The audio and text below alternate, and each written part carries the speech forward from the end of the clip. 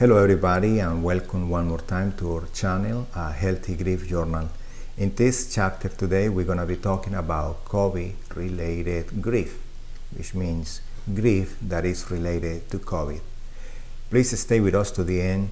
Hopefully you will find some tips that will help you to raise awareness about this new pandemic and the effects that it has in the grieving person and on the grieving families.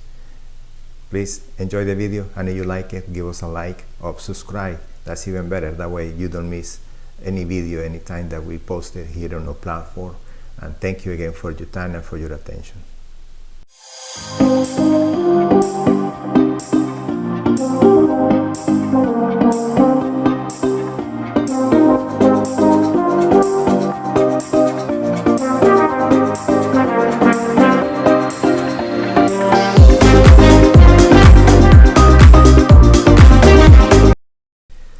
So today's subject is how to deal with COVID grief. Let me start saying this. Why would I like to talk about this? I know we've been into the pandemic for a very long time. We've been in confinement, we've been in isolation, we've been with the protective equipment, we see the news, and perhaps we are exhausted of that. We just can't wait for our country to open back, and we are hoping and crossing our fingers that we go back to normal as soon as possible.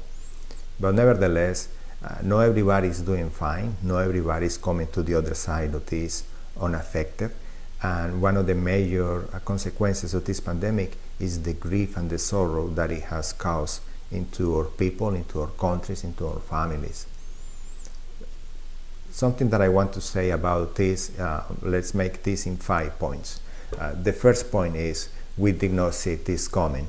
The world was simply not prepared for a pandemic, certainly not of this magnitude.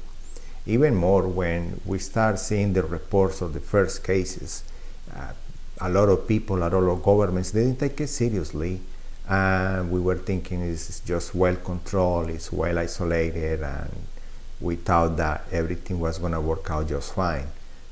We have seen the consequences now with the United States having the most deaths in the war, and with India and Brazil and many other countries alike. So the world was simply not prepared for this. We were not prepared from the medical point of view, we were not prepared for the psychological point of view, and we were not prepared for the after, for the funerals, for the cremations, for the services. The logistics were never there. Second characteristic about grief related to COVID is that it is different. It is different because it's so unexpected.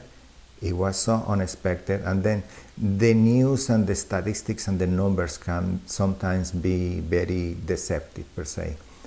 For instance, some numbers that the media throw at us at the beginning report the death mortality being, the mortality rate being about 1%, meaning out of 100 people only one will die. But you see, when it's somebody close to you who dies, that is statistics. They go out of the window, and now it takes a different meaning to you, and it's a totally different situation. So it is different. It is also different because it's not like we having our loved one, let's say, dealing with cancer or dealing with other terminal diseases where they are in a complete environment full of love and support, and you can spend time with them. COVID was not anything like that. In many instances, people walk into the hospital and they came out on the other side ready for cremation. That is devastating. That is something that we haven't seen in our modern time and age.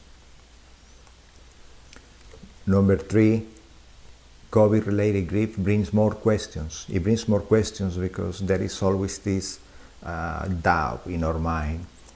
Did we did enough? Did we went to the hospital soon enough? Did the doctors did enough? Did the nurses try harder enough? Or was it something else that we could have done to prevent this from happening? Maybe if the doctors would have a different approach, maybe my mom, my dad would still be alive. Maybe my sister wouldn't have died. Was this the best hospital, let's say, and in a small town? If we have a biggest hospital, maybe we would have better chances. So it brings a lot of questions that make you wonder what's going on, why did this happen? And that is another characteristic of COVID-related grief. Number 4 is isolation. Isolation made it harder. The fact that because of the CDC guidelines and the efforts to prevent the spread of the virus, we were confined into our apartments, meaning when you took a loved one to the hospital, not being able to stay with them, not being able to hold their hands, not being able to oversee or see from the distance what kind of treatment that person was receiving, how were the medical staff approaching and trying. That separation that took place between patient and relatives and between families and patients, that separation became a wall on uncertainty, and in many cases with devastating results, because it's very traumatic to take somebody to the hospital while they're still talking to you and holding your hand, and you're trying to provide encouragement and everything, and then out of the sudden you cannot see that person anymore, and then you receive a report that that person has difficulty breathing, and then nobody can see, nobody can visit, and the next thing you know is that that person has passed away. That isolation made it a lot harder, together with the confination that we were supposed to be in a lockdown in your apartment or in your house, and not being able to go to the hospital and visit and spend time with them. Now, since we cannot change what has already happened, because it's a daunting, sadly as it sounds, you are already here because you lost somebody to COVID.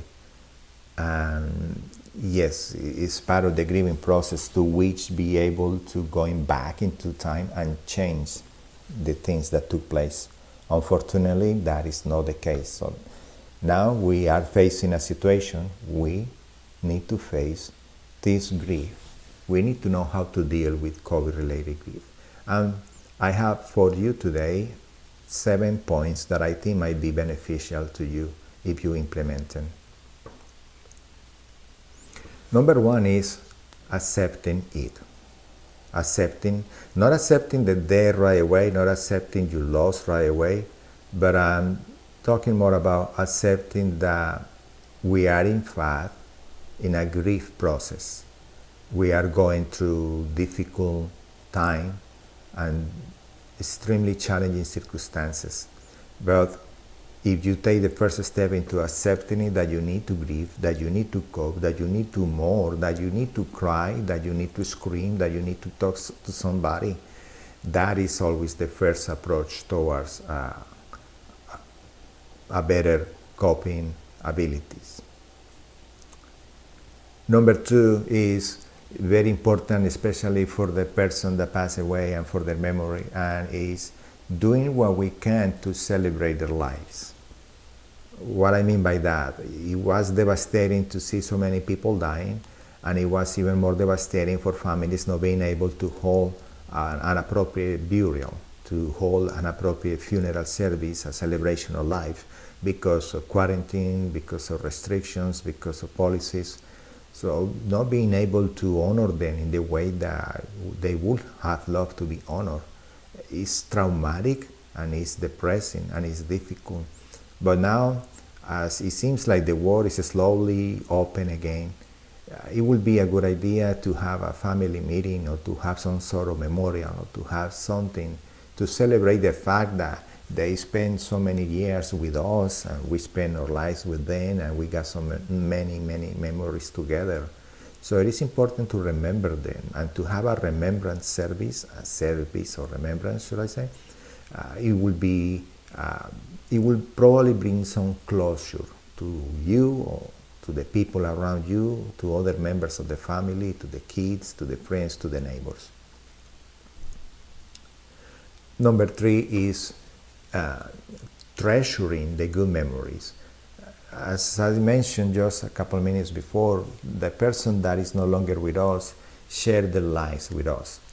Their jokes, their times, their advice, their recipes, the trips, the Christmases, the birthdays, so many memories, and we need to do like an inventory in your mind and in your heart of all those good times and treasure those good memories, because that has a beneficial effect in our memories. Those memories can often bring healing in the sense that you become grateful that it was you, the person that was next to that person on their life. It was you, the one who got to be the wife or the husband, or it was your mother, and you got to enjoy that special time with them. You got to build those memories with them. So when you treasure those good memories, you become grateful that it was you.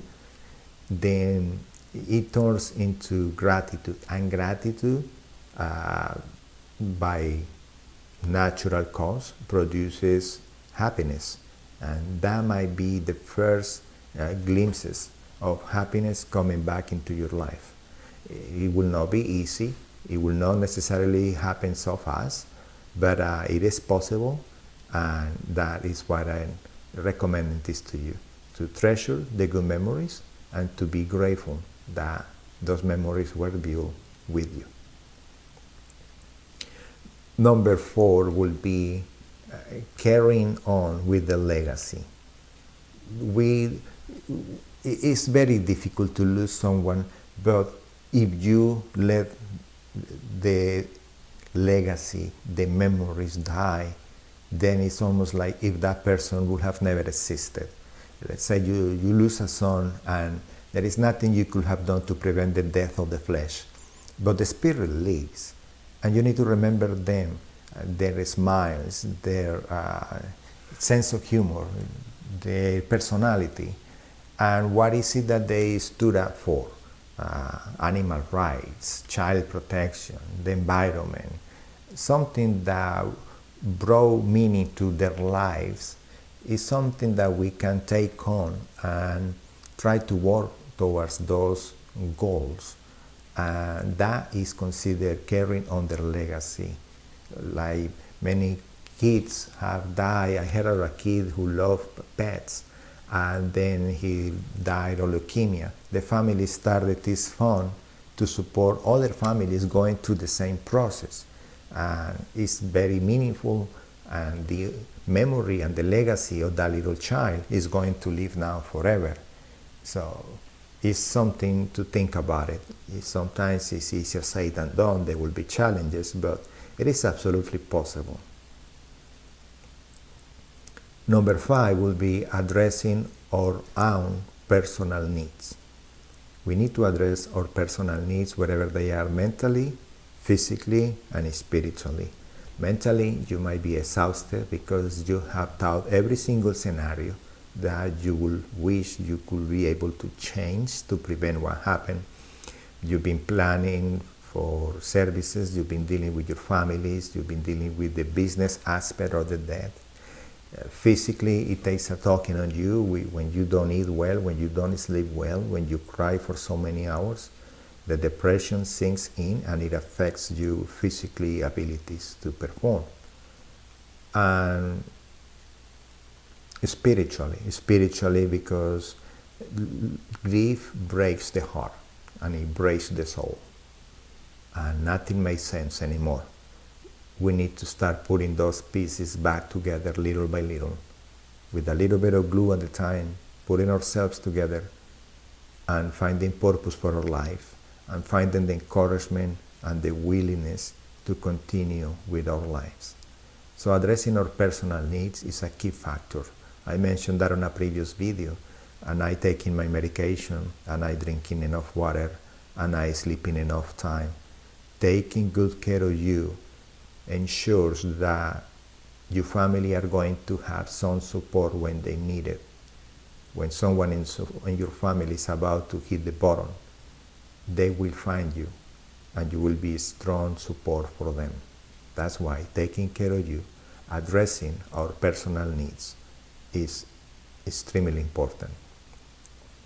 Number 6 will be helping others in need. See, as you walk on the street, you see people passing, driving by, and every brain is like a different world. But what you don't know is how many of those people are in pain. How many of them are grieving. The people that you saw at Starbucks this morning, the people that you saw on the metro line, how many of those have lost a relative or a loved one because of COVID?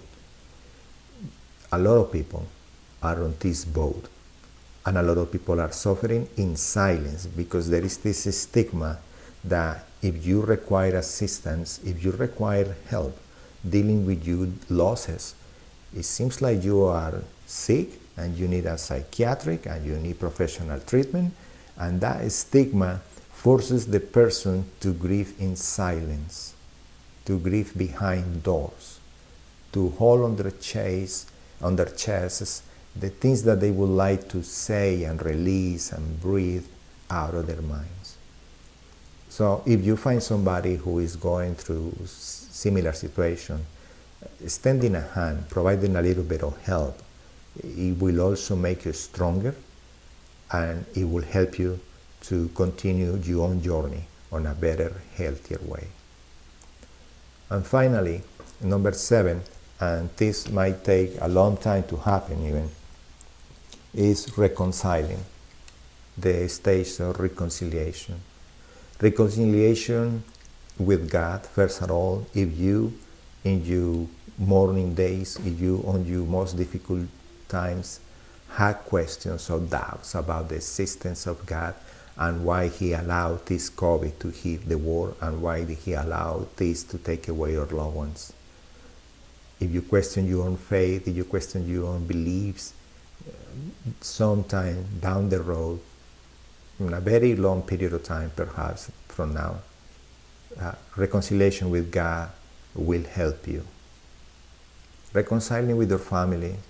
Every time we lose a loved one, there is somebody in the family who will question if you as a caregiver did enough, if you communicated enough, if you tried hard enough. They will always question your moves. Why did you put mom on a place? Why did you send her to that clinic? Why you didn't call me? Why you didn't do something different? And many times family dynamics become challenging and many relationships are broken. It is my hope sometime down the road that those family ties get reconciled, because family at the end of the day is all that we have. There is nothing more important than family. Reconciliation with them, it will be tremendously beneficial to us. Also, and this is the most difficult reconciliation, is reconciling with our losses. Accepting the fact that we lost the physical presence of that person, the ability to hug, the ability to kiss them, the ability to hold them close to our chest, but knowing that their spirits are alive and they are part of our lives, and they find comfort in knowing that we are strong and carrying on their legacies and healing and slowly but surely continuing with our lives. So reconciling with our losses is always one of the most desirable goals on every grief journal. And finally, reconciling with yourself, because regardless and despite of what other people might insinuate or implicate, you did good enough. You were a good husband. You were a good wife. You were a good son. You were a good daughter. You were a good sister. You were a good brother. You did enough. Certainly, at some point, we wish it was us, not them. But that's what took place. It was their time, not yours. And it's not your fault. Perhaps there is a meaning for your life different than it was for that person. Maybe there is a different purpose. Maybe that was part of life, but you are good enough. You were good enough, you are good enough, and you will be even better. So reconcile with your losses, reconcile with God, reconcile with your family, but above all, reconcile with yourself. So here we go again. I hope that you find some value in this content, and if you haven't done so yet, I will appreciate if you subscribe to our channel, and that way we stay in touch. You can write me your comments, your questions, your prayer requests. I will always be here for you. Until the next video, God bless.